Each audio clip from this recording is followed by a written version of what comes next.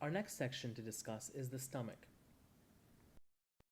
A 44-year-old female comes to see you because of epigastric pain that's been bothering her for several months. She denies nausea, vomiting, weight loss, or blood in her stool. On physical exam, you find no abnormalities.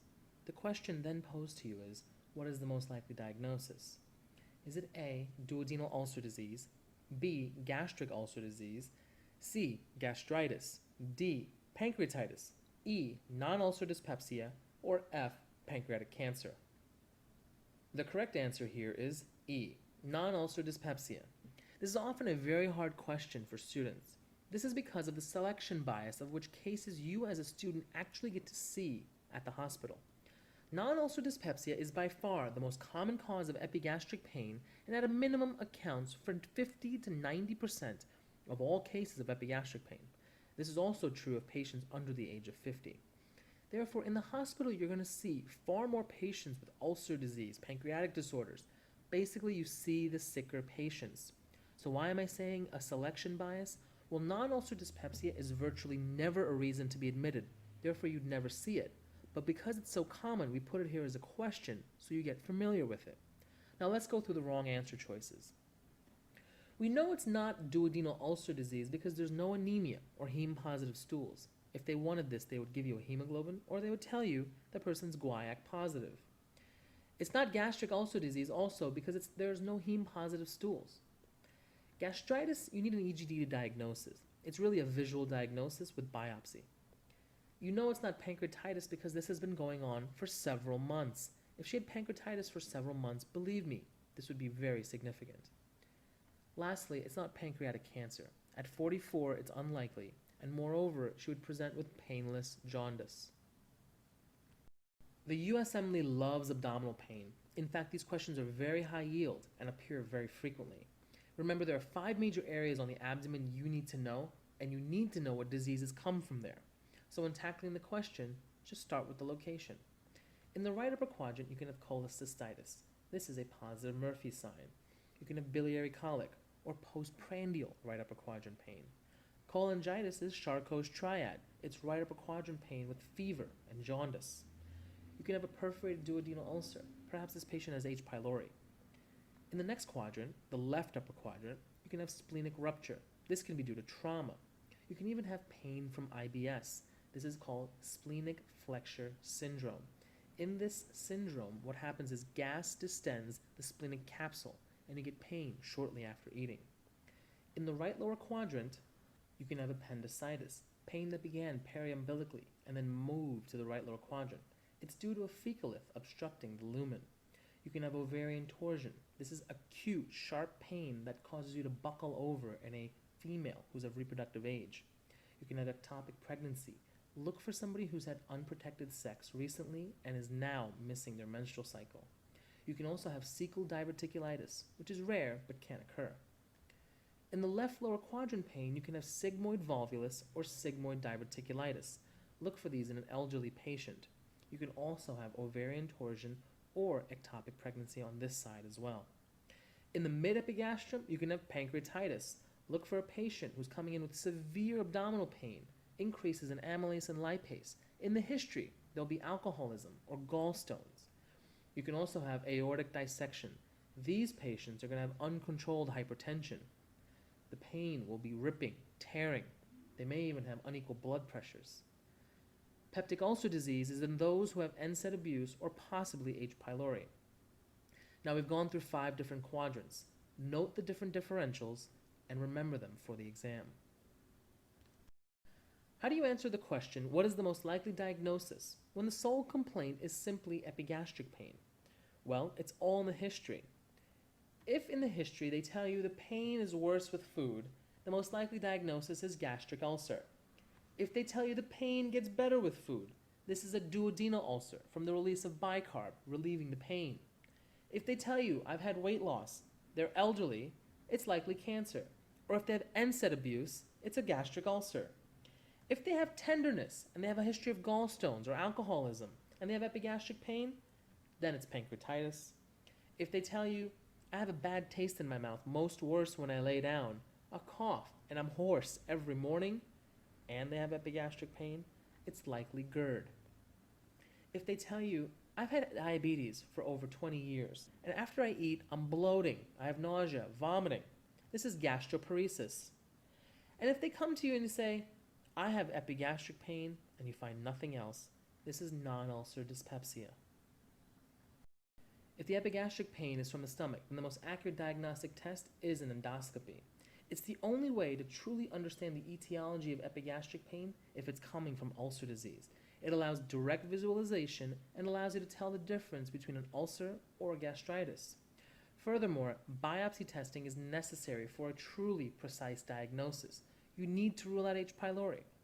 Remember, radiologic and barium testing are modest in accuracy and they don't let you biopsy. So remember, if you're suspecting an ulcer, do an endoscopy. Proton pump inhibitors are the first-line therapy for someone with epigastric pain. We do it empirically for a period of 4 weeks. If they don't get better, we consider more intervention. H2 blockers such as ranitidine, nizidine, cimetidine, or famotidine are next in line. We don't use them first line because they're not as effective. They only work in about 70% of patients. Liquid antacids have the same efficacy as H2 blockers, but they have rebound acidity and diarrhea. Misoprostol was an artificial prostaglandin analog. We used it to treat NSAID-induced gastric damage, but when PPIs came about, misoprostol became the wrong answer, always. Gastroesophageal reflux disease is an inappropriate relaxation of the lower esophageal sphincter. This results in acid contents of the stomach coming back up into the esophagus and causing pain. The symptoms of GERD are worsened by many foods, such as nicotine, caffeine, peppermint, or eating late-night meals, and there's a high association with obesity. Patients are going to complain of heartburn, metallic taste, a cough that doesn't go away, or morning hoarseness. Remember, there are no unique physical findings in GERD. It's just a complexity of symptoms that you need to know. A 42-year-old male comes to the office with epigastric pain that radiates up into his chest and becomes worse after laying flat for an hour. He also has a brackish taste in his mouth. What is the most appropriate next step in the management of this patient? Is it A, ranitidine, B, a liquid antacid, C, lansoprazole, D, endoscopy, E, barium swallow, or F, 24-hour pH monitoring? The correct answer is lansoprazole, C. It is a PPI that's used to control the symptoms of GERD.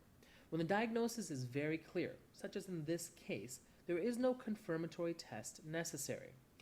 Now let's go through the wrong answer choices. Ranitidine is an H2 blocker. It's not as effective. Liquid antacids are also not as effective and can cause rebound acidity and diarrhea. Endoscopy does not necessarily need to be the first step. You have to fail the first step to have an endoscopy or have alarm symptoms.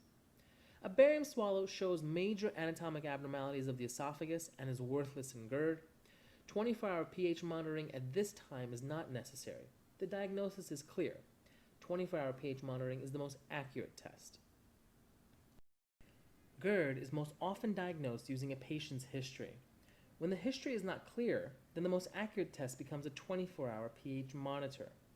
You perform an endoscopy when there are certain alarm symptoms.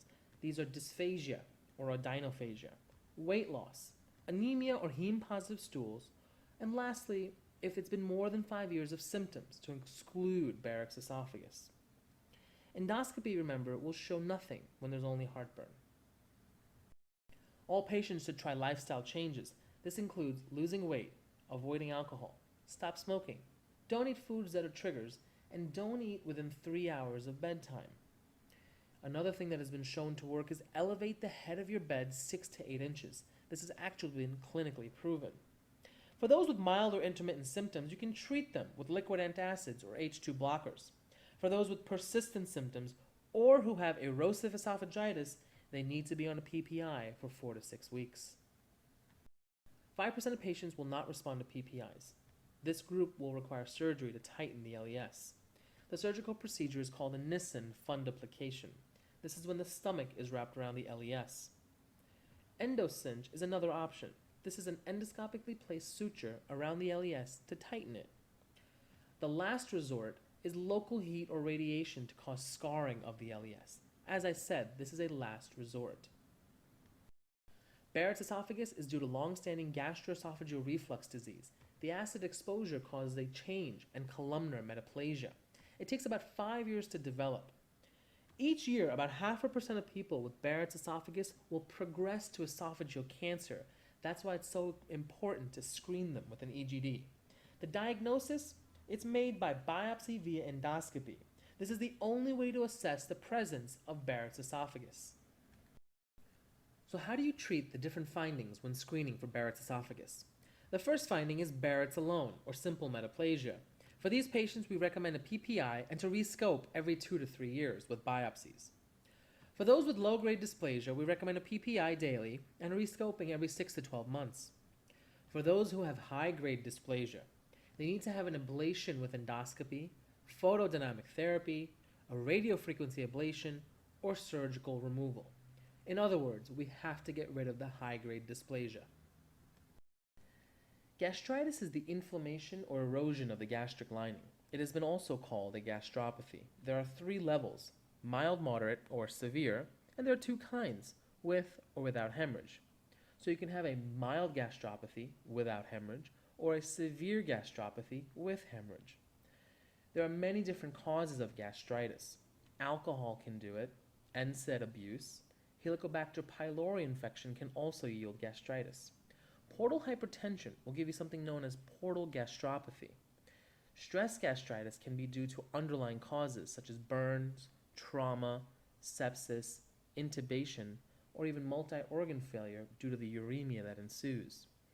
Atrophic gastritis is associated with vitamin B12 deficiency. Gastritis typically presents with GI bleeding without associated pain. However, severe erosive gastritis can then yield epigastric pain. For these patients, you want to look for NSAIDs or alcoholism in the history. Remember, this type of presentation can have almost any degree of bleeding, from mild coffee ground emesis to large volume vomiting of red blood to simple black stools, which is known as melena.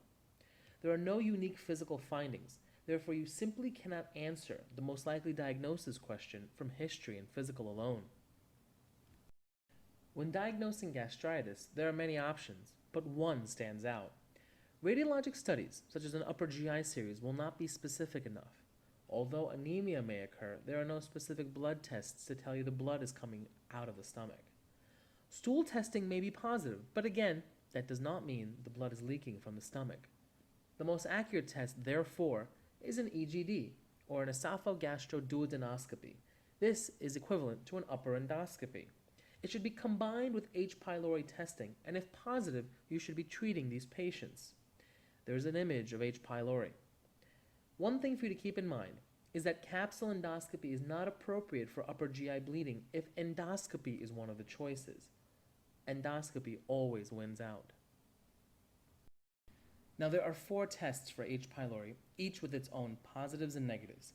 The endoscopic biopsy is the most accurate of all tests. It is also the gold standard, but it's also the most invasive as it requires an upper endoscopy.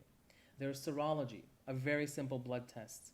It's inexpensive. It even excludes infection if the test is negative. This is because it's an IgG. However, that also carries an inherent problem. It lacks specificity. This is because it cannot distinguish between an old and new infection. Remember, IgG is there for life. The urea C13 or C14 breath testing is fantastic. It's positive only in active infection, and it's non-invasive. You simply just need to blow. But the problem is it requires expensive equipment and is not available everywhere. The H. pylori stool antigen test is positive only in active infection, and it's non-invasive. The only cumbersome part is that it requires a stool sample. The mainstay of treatment for gastritis is a PPI. It doesn't matter which PPI, they're all the same. The other forms of treatment, such as H2 blockers, sucralfate, and liquid antacids, aren't as effective as a PPI. Now here's a little tip. Sucralfate is an inert substance. It's made of aluminum hydroxide and it coats the stomach. If it's presented to you as an answer choice, remember it's nearly always the wrong answer for treatment when it comes to gastritis. Stress ulcer prophylaxis is indicated in patients who are being mechanically ventilated. It's also indicated in burn patients to prevent Curling's ulcers, head trauma patients to prevent Cushing's ulcers, and lastly, those patients who have a coagulopathy as they're at high risk for bleeding. Peptic ulcer disease refers to both duodenal ulcers and gastric ulcer disease. Keep in mind that endoscopy is the key to diagnosis and treatment. The most common causes in the United States are H. pylori and NSAID abuse.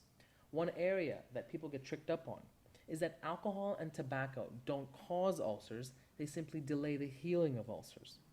Some more or less common causes are, as we discussed, burn patients, head trauma patients, those with Crohn's disease, as these lesions can occur anywhere in the alimentary tract, gastric cancer patients, and those with gastrinomas, such as Zollinger-Ellison syndrome. Remember, if you have NSAID-induced peptic ulcer disease, these are going to produce more bleeding than pain. There's no way to diagnose peptic ulcer disease without endoscopy. Here's an up-close image of a peptic ulcer in the stomach. Here's that same ulcer as histology. Peptic ulcer disease will present with recurrent episodes of epigastric pain. The pain will be described as dull, sore, or gnawing. If the patient states, "My pain is improved with eating," this is likely a duodenal ulcer. If the patient states, "My pain is worsened by eating," it is likely a gastric ulcer. Remember, since the pain is worsened by eating with gastric ulcer, these patients will also have weight loss. Upper endoscopy is the most accurate test for peptic ulcer disease. It allows for both intervention and biopsy. If you encounter an ulcer on endoscopy and the biopsy is positive for H. pylori, you must initiate antibiotic treatment. If you encounter a bleeding ulcer, you can place a clip or consider epinephrine injection to attain hemostasis. Radiologic testing, such as an upper GI series, has poor sensitivity and does not allow you to test for histology. Therefore, it is not a good test for peptic ulcer disease. Peptic ulcer disease responds to PPIs in over 95% of cases, but will recur unless H. pylori is eradicated in those who are actually infected. In a duodenal ulcer, H. pylori is associated with it 80 to 90% of the time. When it comes to gastric ulcers, they are associated 50 to 70% of the time with H. pylori. What you must keep in mind is cancer is present in 4% of those patients with gastric ulcers, but none in those patients with duodenal ulcers. If you're presented with a patient who has a biopsy positive for H. pylori, the best initial therapy is a PPI combined with clarithromycin and amoxicillin, or metronidazole and tetracycline. If they have a penicillin allergy, you can replace the amoxicillin with metronidazole. If they have a treatment-resistant ulcer, you can consider adding bismuth. Remember, 30 to 60 days post-therapy, you must test them for eradication. A 56-year-old woman comes to clinic with epigastric pain from endoscopically confirmed duodenal ulcer. She's unresponsive to several weeks of PPI, clarithromycin, and amoxicillin. What is the most appropriate next step? Should we refer her to surgery, switch the PPI to ranitidine, get an abdominal CT scan, consider capsule endoscopy, urease breath testing, vagotomy, or add sucralfate? The correct answer here is E, urease breath testing. If there is no response to therapy with PPIs, clarithromycin, and amoxicillin, the first thought should be antibiotic resistance of the organism. Persistent H. pylori infection can be detected with several methods, such as urease breath testing, stool antigen detection, or repeat endoscopy with biopsy. It would be very hard to choose between all of these. That's why they're not all given as choices in the question. Now let's go through the wrong choices. Referring to surgery was done before we knew H. pylori was the cause of ulcers. This is way too invasive. We would never switch a PPI to ranitidine because ranitidine is actually not as superior as a PPI. Abdominal CTs cannot diagnose H. pylori. Neither can capsule endoscopy. A vagotomy also is a little too invasive for treatment of a type of ulcer, and if it's due to H. pylori, it's definitely too invasive. And remember what I told you earlier. Choosing sucralfate as an answer choice is always the wrong answer. If initial therapy doesn't resolve a duodenal ulcer, then detecting persistent H. pylori and switching the antibiotics to metronidazole and tetracycline is appropriate. You can also add bismuth. For those with refractory gastric ulcers, a repeat endoscopy is done to exclude cancer. Reasons why treatment failure occurs: non-adherence to medications. Remember, it's 14 days of antibiotics, multiple times per day. Alcohol use, tobacco use, and NSAID use. What's the difference between a gastric and a duodenal ulcer? Gastric ulcer pain is more often worsened by food. Gastric ulcers are also routinely biopsied. We also routinely repeat the endoscopy to confirm healing of a gastric ulcer, and gastric ulcers are associated with cancer in 4% of people. Non-ulcer dyspepsia, or functional dyspepsia, is epigastric pain that has no identified etiology. The pain can be identical to gastritis, peptic ulcer disease, gastric cancer, or reflux disease. Non-ulcer dyspepsia is the most common cause of epigastric pain in the United States. However, the underlying cause is unknown. Remember, non-ulcer dyspepsia is epigastric pain with a normal endoscopy. Now, the best initial therapy is with PPIs. However, there's a small caveat here. If the patient is less than 45 to 55 years of age, we treat empirically with PPIs and scope only if symptoms do not resolve. For those who are over 45 to 55 years of age, the actual treatment is PPIs and an EGD to rule out cancer. If dyspepsia is present in this group, along with dysphagia, weight loss, or anemia, it must be done immediately. Keep in mind that non-ulcer dyspepsia is definitely not associated with Helicobacter pylori. However, if symptoms do not resolve with initial therapy and H. pylori is present, you must consider treating for H. pylori. When presented with a patient with a gastrinoma or Zollinger-Ellison syndrome, you want to look for patients with ulcers that are of the following characteristics. The ulcers will be large or greater than 1 centimeter. They will be multiple. They will be past the third portion of the duodenum. Remember, normal ulcers, it's very uncommon to be there. They will present with diarrhea. They have diarrhea because acid inactivates lipase. They will have abdominal pain, anemia, and heme-positive stools. After endoscopy confirms an ulcer, you can correlate it with one of the following 3 points. The first, if they have high gastrin levels with an acidic stomach, even though they're on PPIs and H2s, that is common with gastrinoma. If they have high gastrin levels despite a high gastric output, that is also consistent with gastrinoma. Remember, high gastric output should negatively inhibit gastrin levels. And lastly, if they have a high gastrin level despite injecting secretin, well, this is very confirmatory as it's the most accurate test. A secretin stimulation test will inject secretin. As secretin goes in, you're supposed to expect gastric output to go down. However, with patients with Zollinger-Ellison syndrome, despite injecting secretin, as time progresses, the amount of gastric output levels continue to rise. What's the next best step after diagnosing Zollinger-Ellison syndrome? You want to exclude metastatic disease with a somatostatin receptor scintigraphy and endoscopic ultrasound together. Why? Because gastrinoma is associated with a massive increase in the number of somatostatin receptors in the abdomen, and EUS can pick up lesions in the pancreas. Here's a tip for you. Ultrasound, CT, and MRI of the abdomen have poor sensitivity and are never the most accurate test for diagnosing ZE. How do we treat them? Well, local disease is removed surgically. However, if they have metastatic disease, they're going to require lifelong PPIs to block acid production. A 64-year-old patient with diabetes for 20 years comes to the office with several months of abdominal fullness, intermittent nausea, constipation, and a sense of bloating. On physical exam, you hear a splash over the stomach. What's the next best step? Well, should we get a CT, perform a colonoscopy, give him erythromycin, an upper endoscopy, or a nuclear gastric emptying study? The correct answer is C. When the diagnosis of diabetic gastroparesis seems clear, there's no need to do diagnostic testing unless there's a failure of therapy. Erythromycin and metoclopramide are prokinetic agents that can increase gastrointestinal motility. Let's go through the wrong answer choices. An abdominal CT scan really can only diagnose static conditions. It won't tell us how the stomach is moving. A colonoscopy, well, it's kind of the wrong end. An upper endoscopy won't reveal anything. It might have retained food, but that's not specific for gastroparesis. And a nuclear gastric emptying study, though it is the most accurate test, it's rarely needed.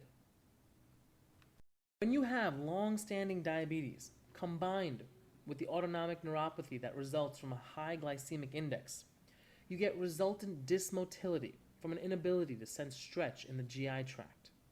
The distension of the stomach and intestines is normally the most important stimuli to motility. In patients with gastroparesis, they have dysmotility. This will lead to nausea, vomiting, and early satiety. All these together is known as gastroparesis. The patient's most common complaint is abdominal discomfort with eating large or small meals. They will have nausea and vomiting, bloating and constipation. These are considered the upper and lower symptoms. The patients will have anorexia or an aversion to eating, and early satiety because their stomach is always full. These are the resultant neurologic symptoms. The patients on endoscopy will have a large amount of retained food, and on exam they'll have a succussion splash. This is a fluid wave in the stomach. These are the signs that are elicited by exam in diabetic gastroparesis.